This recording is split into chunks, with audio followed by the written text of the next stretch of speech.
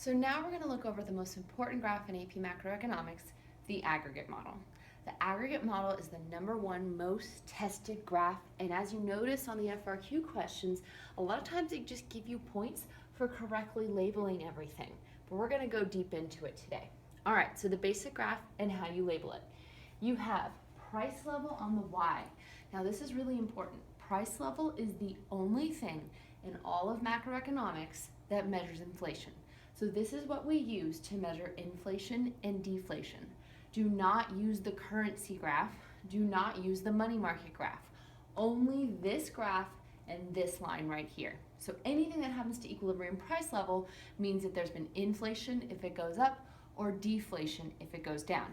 This is also what we always relate real wealth to, because real wealth or real wages is how wealthy you feel based on what's happening to price levels.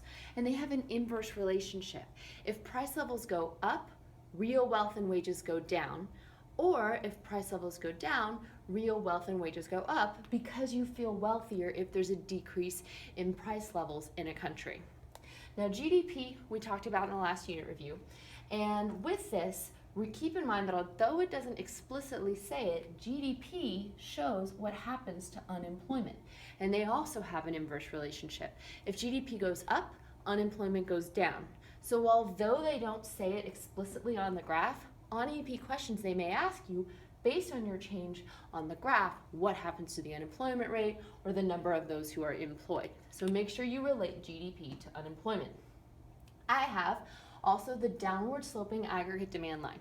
Now if you remember, what moves the aggregate demand line is anything that causes a change in one of the 4 GDP components, C, I, G, or XN. And we went over those in the last unit review, but anything that causes a change in one of these 4 components will shift the entire aggregate demand line. Now with this, that means that all fiscal policy, because fiscal policy is aimed at changing the C and the G of GDP, and all monetary policy move aggregate demand.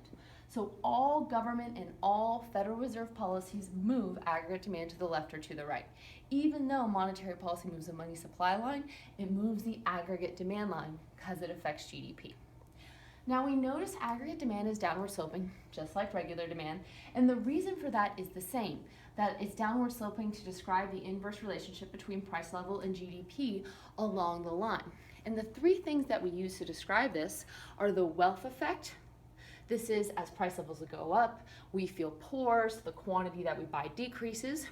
The real interest rate effect, that as real interest rates are higher, our quantity of GDP decreases, and our foreign purchases effect. And that goes into when a country has higher price levels, other countries are discouraged from buying their products, so your quantity of exports go down. Now again, all 3 of those are describing just why the aggregate demand line is downward sloping. It's not talking specifically about shifts in it, it's talking about movements along the line, which you don't usually have to draw on this graph, you just have to understand those 3 things describe why it's downward sloping. Again, wealth effect, real interest rate effect, and foreign purchases effect.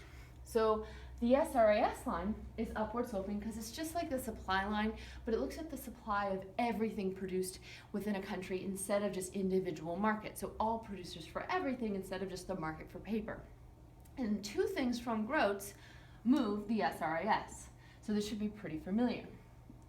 Resource costs, and all those things that fit under resource costs in Groats, wages, wars, natural disasters, oil, steel, and lumber still move the supply line. And the other one from Groats, technology or productivity move the SRAS. And with the SRAS, changes in this can have an impact on long-run economic growth. And we'll get into more of that a little bit later. The final line here is the long-run aggregate supply line. The long-run aggregate supply line represents full employment. That's why they have you label wherever the long-run line is, usually as like YF or QF to represent the quantity of full employment. Even if you're in a recession or inflation, wherever LRAS is, that's where you put the Y or the QF. This is also like on the PPC, because the LRAS and the PPC are pretty much the same thing. This is when you're at the peak of the business cycle, when you have no cyclical unemployment, when you've met your potential GDP, long-run equilibrium, and the natural rate of unemployment are all described by this line. Now also, just like we did on the PPC, what we use the LRAS for is to show how the overall economy is doing.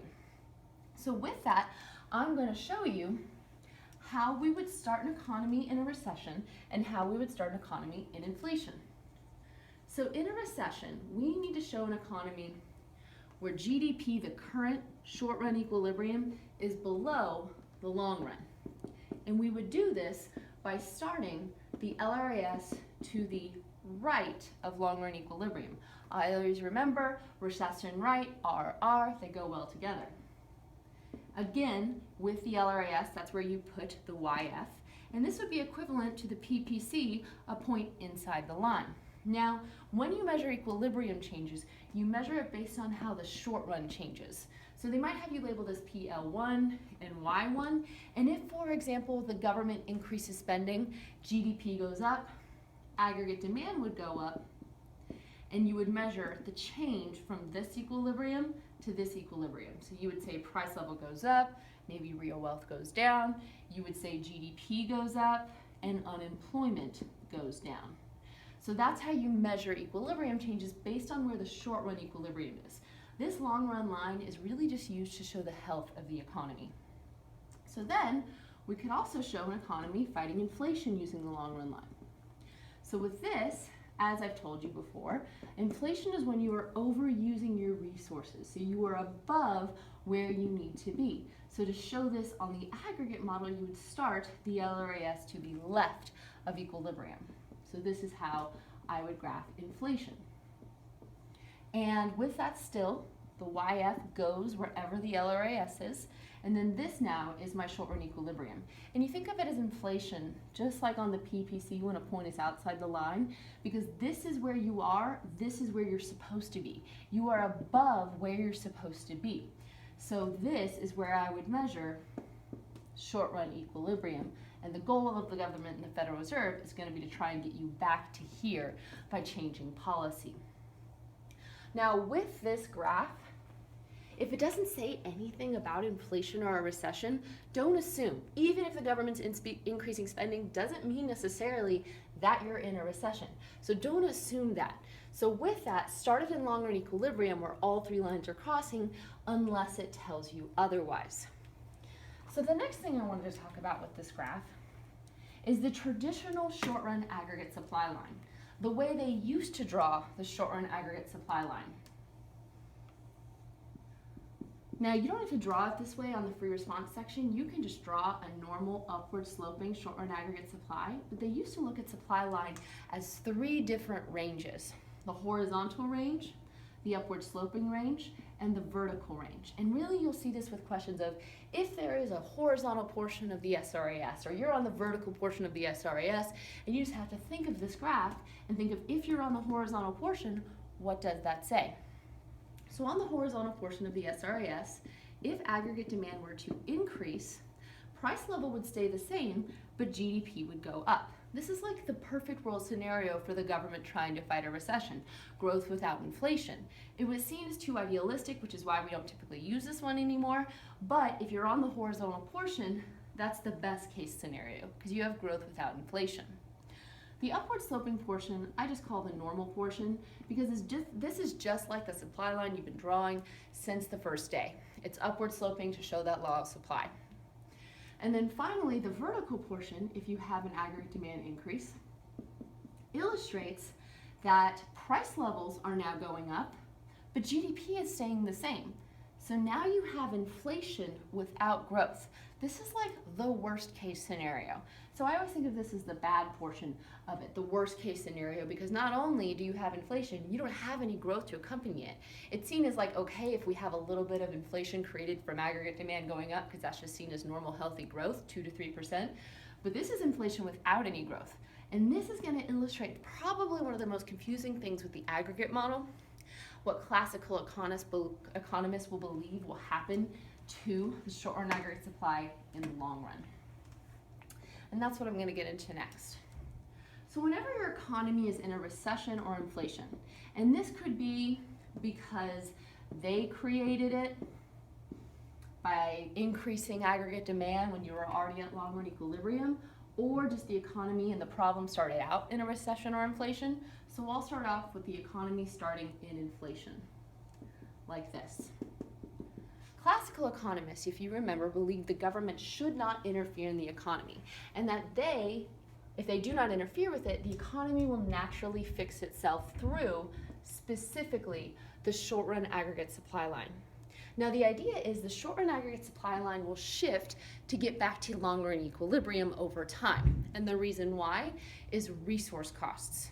So, for example, in an inflationary gap right here, when you have inflation, price levels are typically higher in inflation. And as flexible wage earners, when price levels are higher, we demand higher wages. And if we demand higher wages, that is an increase in resource costs for the producer. And over time, naturally, without the government doing anything, it'll cause SRAS to shift back to long-run equilibrium. Now, with that right there, that technically is stagflation, but it's seen as what they need to do in order to get it back to long-run equilibrium. And as a refresher, stagflation is that horrible economic situation when you have inflation, price levels going up, and a recession, and unemployment going up at the same time. So not only is there inflation, you're unemployed to rub salt in the wounds, you can't afford the stuff anyway. So this is the worst economic situation. That's when you have a super high misery index. So classical economists believe the SRAS would shift back to long-run equilibrium. Now since that's tricky, I'm going to do the opposite example as well to help this kind of sink in. So if the economy is in a recession, now let's say this time they're in a recession because the government created the recession. And classical economists say this is a bad thing, they created a recession, they should have left well enough alone. So the government created the recession, and we'll say they did this by increasing taxes or decreasing spending, so aggregate demand shifts to the left from here to here. Now in this recession, classical economists are like, all right, if nothing happens from then on out, if the government doesn't do anything to fix the recession it created, the economy will naturally equilibrate over time. It'll naturally come back to long-run equilibrium, again, through the SRAS. So it's always the SRAS line that moves it back to long-run equilibrium. But now, in the recession right here, price levels are typically lower in a recession. And if price levels are lower, in theory, based on Say's law, where we will accept lower wages at lower price levels. So because of the recession and lower price levels, we are willing to accept lower wages. Not realistic in a lot of ways, but that is the theory. So if we accept lower wages, that is a decrease in resource cost for the producer and will eventually shift the SRAS back to long-run equilibrium over time. So again, even though this time an aggregate demand shift created the recession, it created this recession, over time, if nothing happens to fix it, the natural economy based on low resource costs, the SRAS will move it back to long-run equilibrium. And that is all that we're learning with the aggregate model today. However, this graph will relate